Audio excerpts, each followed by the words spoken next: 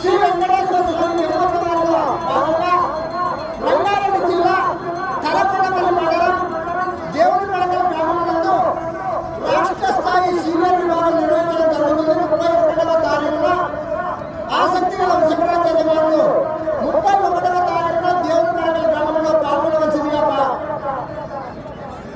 తెలియజేస్తున్నాం. ఈ యొక్క సీనియర్ విభాగానికి మొదటి బహుమతిగా 1,00,000